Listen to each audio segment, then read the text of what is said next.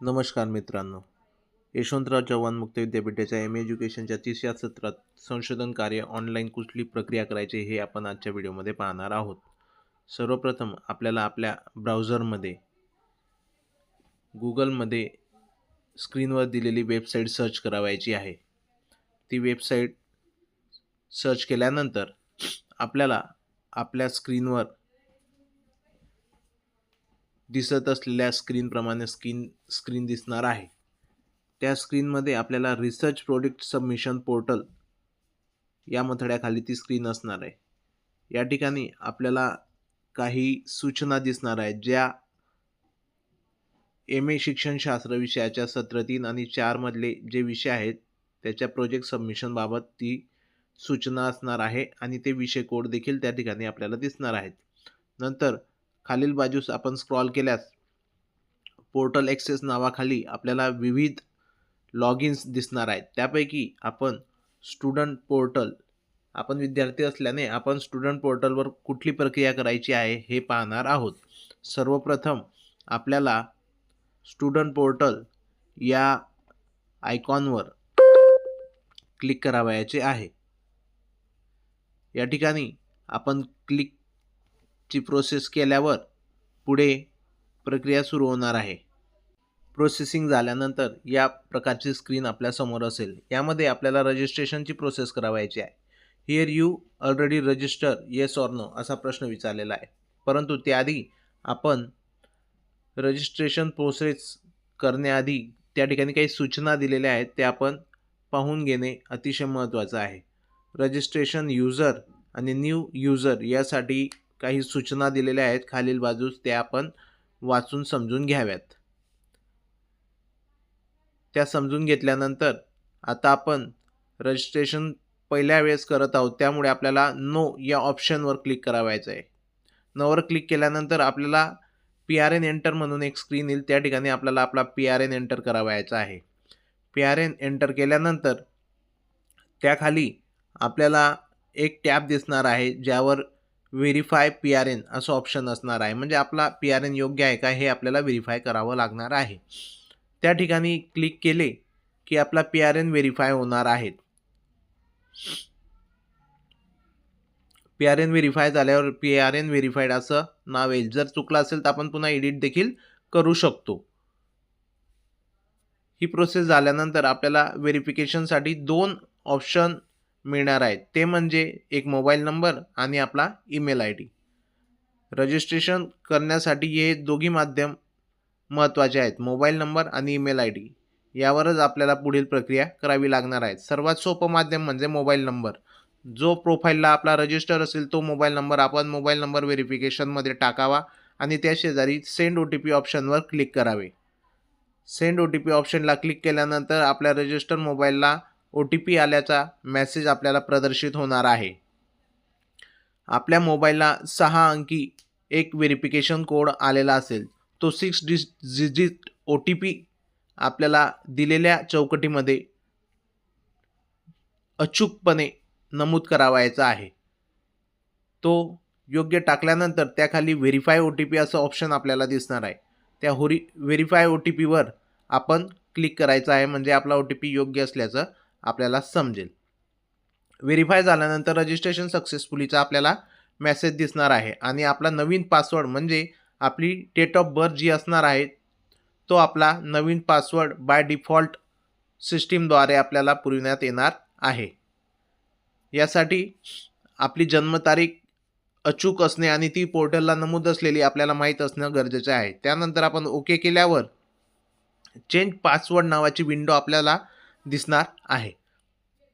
परंतु हा password change करण्याआधी आपला डिफॉल्ट पासवर्ड जो सिस्टीम मार्फत आपल्याला मिळालेला आहे तो आपल्याला माहीत असणे गरजेचे आहे. ती म्हणजे काय असणार आहे, आपली जन्मतारीख DDMMYY या फॉर्मॅटमध्ये. आता हे पासवर्ड सेट करण्याआधी पासवर्ड क्रिएट करण्यासंदर्भात काही सूचना या ठिकाणी पोर्टलवर आहेत. पासवर्ड क्रिएट करताना या सूचनांचं अवलोकन करणं अत्यंत महत्त्वाचं आहे. या सर्व सूचना आपण काळजीपूर्वक वाचन करायच्या आहेत. त्या पद्धतीने आपल्याला पासवर्ड क्रिएट करावा लागणार आहे. सिस्टीमद्वारे आपल्याला जो डिफॉल्ट पासवर्ड देण्यात आलेला आहे तो म्हणजे आपली जन्मतारीख DDMMYYYY या फॉर्मॅटमध्ये तो असणार आहे, हे सर्वांनी लक्षात घ्यावे. आता आपण चेंज पासवर्ड यावर गेल्यावर करंट पासवर्डमध्ये आपली जन्मतारीख म्हणजे बाय डिफॉल्ट पासवर्ड जो आहे तो या ठिकाणी नमूद करावायचा आहे. तो त्या ठिकाणी नमूद केल्यानंतर त्याखाली आपल्याला न्यू पासवर्ड आणि कन्फर्म न्यू पासवर्ड अशा 2 टॅब आपल्याला दिसणार आहे. त्या ठिकाणी आपल्याला सूचनेनुसार योग्य पासवर्ड क्रिएट करावा लागणार आहे. तो अल्फान्यूमेरिक असला पाहिजे, त्या एक कॅपिटल अक्षर असला पाहिजे. हा पासवर्ड सर्वांनी लक्षात राहील असा निर्माण करावा आणि तो कुठंतरी नमूद करून ठेवावा, जेणेकरून भविष्यात आपल्याला कुठल्याही प्रकारची अडचण निर्माण होणार नाही.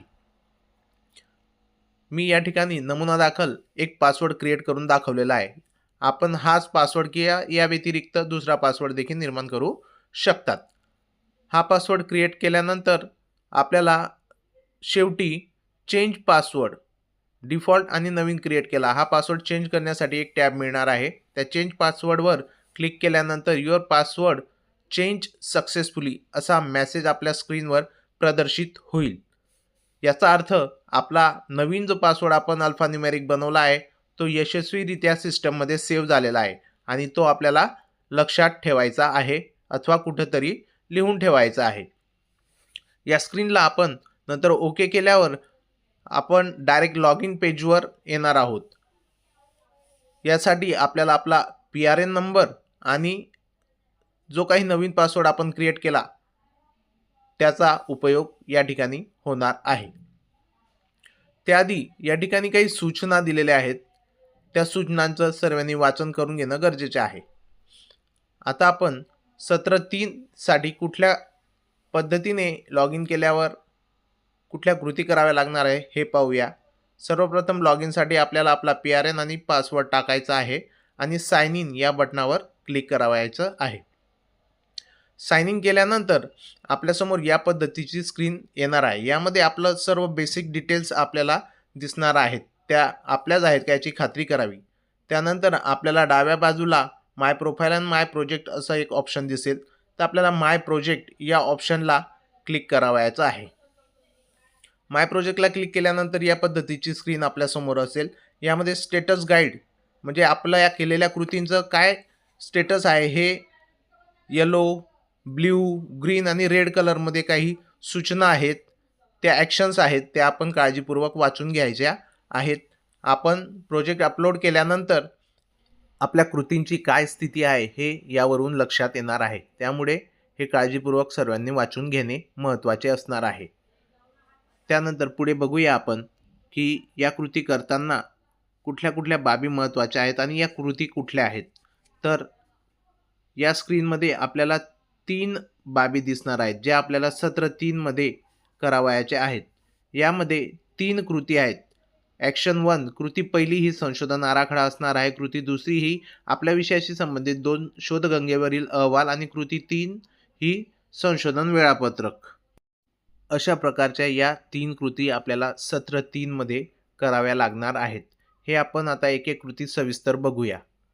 यामध्ये कुठल्या गोष्टी आपल्याला कराव्या लागणार आहेत हे आपण प्रत्येक संशोधन कृतीचा सविस्तरपणे आढावा या व्हिडिओमध्ये घेणार आहेत. तो संपूर्ण व्हिडिओ पाहत राहा मित्रांनो, त्याशिवाय आपल्याला या काही कृती समजणार नाहीत. सर्वप्रथम आपण ॲक्शन 1 म्हणजे कृती 1 पाहणार आहोत. यामध्ये संशोधन आराखडा असणार आहे. तो संशोधन आराखडा आपल्याला या पद्धतीने तयार करावायचा आहे. कृती 1 म्हणजे संशोधन आराखडा हा असणार आहे. ती PDF फाईल असली पाहिजे. ती किमान 10 ते 15 पेजेसमध्ये तो असला पाहिजे आणि 20 MB पर्यंत त्याची साईज असणं अपलोडिंगसाठी महत्त्वाचे असणार आहे. त्यानंतर कृती 2 ही शोधगंगेवरील 2 अहवालांचे रिव्ह्यू आपल्याला घ्यावे लागणार आहेत. यामध्ये शोधगंगेचे 2 अहवाल लिहित असताना आपला जो विषय संशोधनाचा असणार आहे त्या संशोधन विषयाशी संबंधित सदर अहवालांचे शोध आपल्याला शोधगंगेवर घ्यावायचा आहे. आता आपल्या स्क्रीनवर आपण बघू शकता पूर्वसंशोधन अहवाल क्रमांक 1 या ठिकाणी आपल्याला विविध मुद्द्यांच्या आधारे या संशोधन अहवालाचे लेखन करावं लागणार आहे. ते म्हणजे त्या संशोधनाची समस्येचे विधान, संशोधन मार्गदर्शकाचे नाव, नंतर शोधगंगेवरून कधी तो आपण डाउनलोड करा, कोणत्या विषयाअंतर्गत तो अहवाल आहे, त्या अहवालाचं शोधगंगेवरील संकेतस्थळ कोणतं आहे, या सर्व बाबी आपल्याला या ठिकाणी या अहवालामध्ये नमूद कराव्या लागणार आहेत. तसेच या अहवालाचे सविस्तर लेखन करताना काही मुद्द्यांच्या आधारे आपल्याला ते करायचं आहे. ते म्हणजे प्रास्ताविक, संशोधनाची उद्दिष्टे, संशोधनाची गृहीतके, संशोधन परिकल्पना, संशोधनाचा ज्ञानादर्श, या सर्व बाबी या अहवालामध्ये असणे गरजेचे आहेत. त्या संशोधनाची कार्यपद्धती, त्यांनी काढलेले निष्कर्ष आणि सर्वात महत्त्वाचा मुद्दा यामध्ये असणार आहे तो म्हणजे या संशोधनाचा तुमच्या विषयाच्या संशोधनासाठी काय उपयोग होणार आहे हे या ठिकाणी आपल्याला नमूद करणं गरजेचं असणार आहे. अशाच पद्धतीने या मुद्द्यांचा आधार घेत दुसऱ्या संशोधनाचा अहवाल देखील आपल्याला लिहावायचा आहे. आता कृती 3 पाहणार आहोत आपण.